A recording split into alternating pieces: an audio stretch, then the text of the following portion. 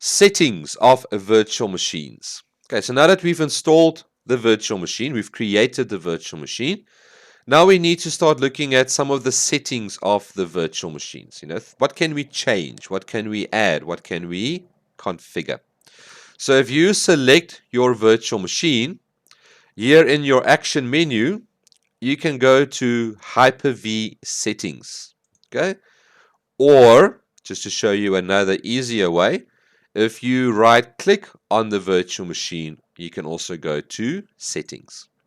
This is now the actual settings of the VM. Okay, what can we do with this virtual machine? First of all, we can add more hardware.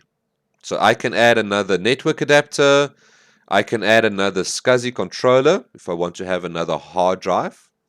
I can add a fiber channel adapter if this is going to be connected to a fiber channel SAN network. The second option is looking at the firmware. This is where I can set my boot order. At the moment it will first try to connect or boot from the network adapter, and then second of all it's going to try and boot from the hard drive. Let's say I want to change that. I want to move the hard drive up. So I wanted to first look at the hard drive for the OS and then look at the network adapter for the OS. Okay. We've got security here. Because we're running Windows Generation 2 machines, we have UEFI BIOS, which means we've got a secure BIOS that will protect us from any viruses. We can enable a TPM chip for this virtual machine. Remember, TPM is used for encrypting data on that virtual machine, so we can enable that. And lastly, at the bottom here, we've got an option to set up something called shielding. Okay, shielding is a specialized policy that a lot of corporations use to physically add rules to virtual machines of what you can and cannot do. Okay, I'm not going to play around with this too much. I'm just going to leave it on Enable Secure Boot, but know that these other settings are here as well. The next setting is my memory. So here I can change the amount of RAM again. If I think that the 8 gigs is too much, I can bring it down. Because I've got dynamic memory enabled, remember it will automatically go up and down, I can set what is the minimum amount of RAM that you must always have and what is the maximum amount of RAM that this virtual machine can use. Okay? And lastly, at the bottom, I can set something called the memory weight. Okay, the memory weight is prioritizing memory for this machine. So the higher I put this memory weight, the higher this virtual machine goes up in the list of priority to RAM.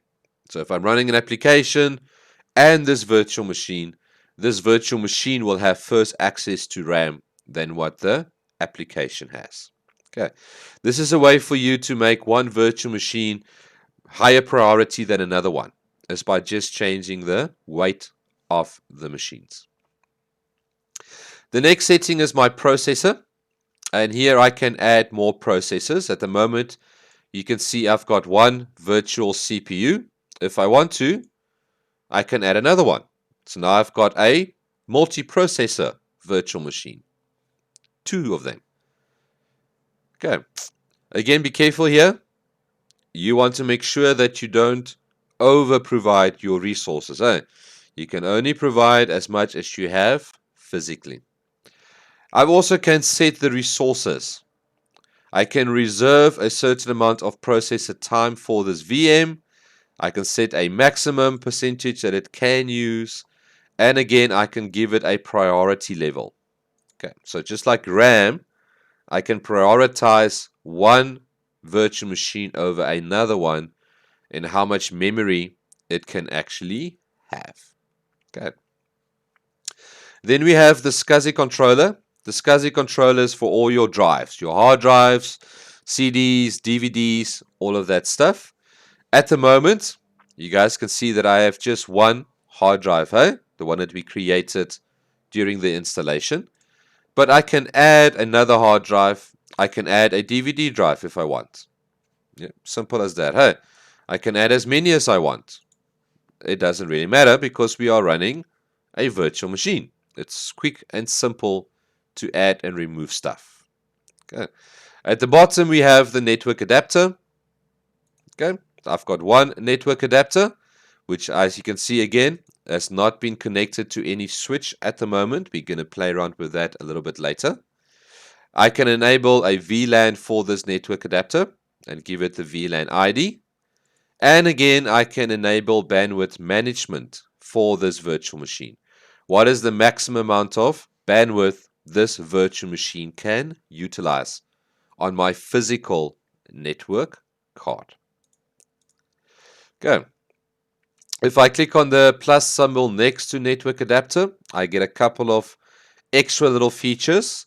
We have hardware acceleration, uses something called virtual machine queuing. That just makes it quicker and easier for virtual machines to use your network card. And I have something called IPsec task offloading. Means that if I am running IPsec, the network card is not responsible for encrypting and decrypting data.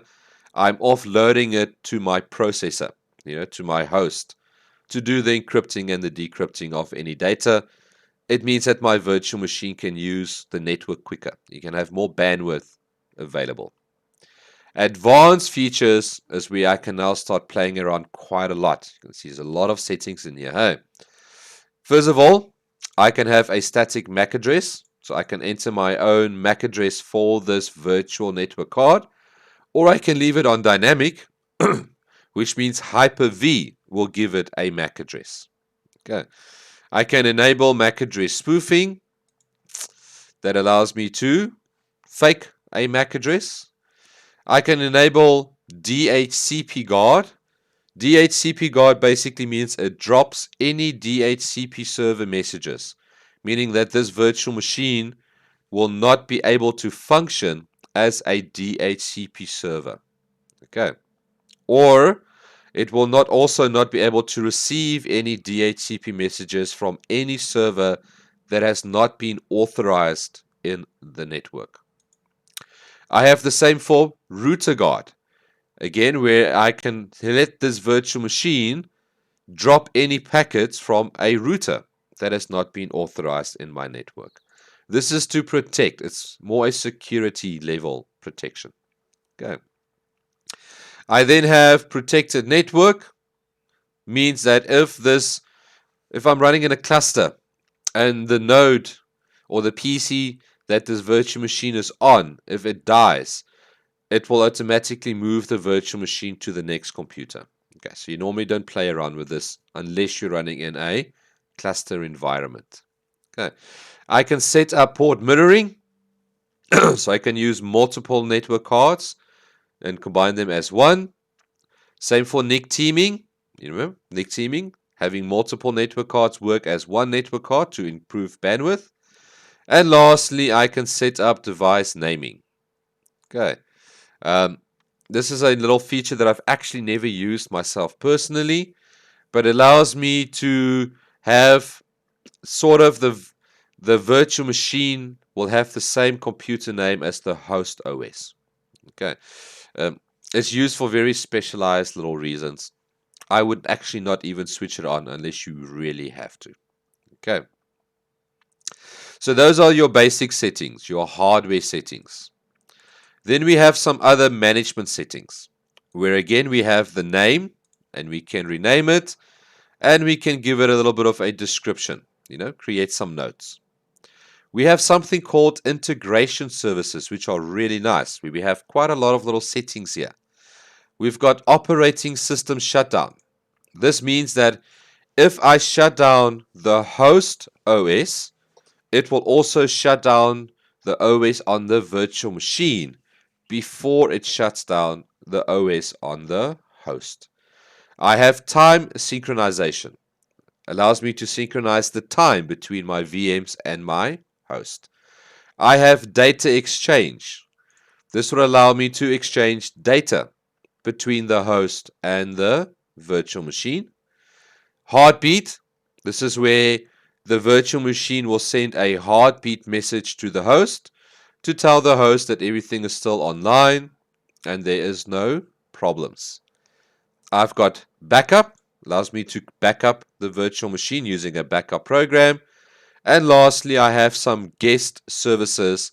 These are some very common settings that is actually quite a long range, but one of them is the ability to share USB drives. So if I plug a USB into my physical host, it will also show up on the virtual machine. Okay. So those are your integration services. The next setting is your checkpoints. This is, will you allow checkpoints or snapshots to be created? And where are you going to save those checkpoint files? Okay. Got a page file. Virtual machine also has a page file, just like a physical machine has. Then we have some automatic start actions. So what do we want this virtual machine to do? When do we want it to start? Do we want it to start when I physically tell it to start? Or do I want it to start if it was running in the background? So let's say it was running, you restarted the host, the virtual machine will automatically start running again.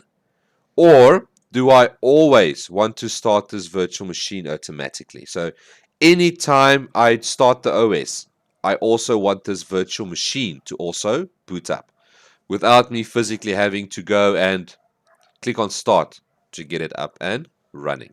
Okay, I'm going to leave it on nothing because I don't want the VMs to just pop up and start running when it's not needed. Hey? And then we also have automatic stop actions. What happens when I stop the virtual machine, when I shut it down, the physical computer? When I shut down the physical computer, do I want to save the virtual machine state? Think of this as hibernating. You guys all know that if I hibernate a computer, when I turn it back on, it just continues off where it left off. In Hyper-V, we call hibernation saving the VM. Okay. So do I want to put the VM to hibernate? Do I want to turn off the virtual machine? Or do I just want to shut down the operating system? Okay. So what happens if I shut down the host? What happens to the VM?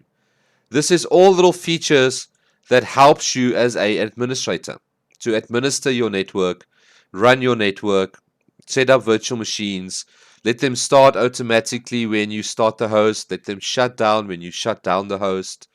You know, it's just easier control for you so that you don't have to manually do everything on your virtual machines.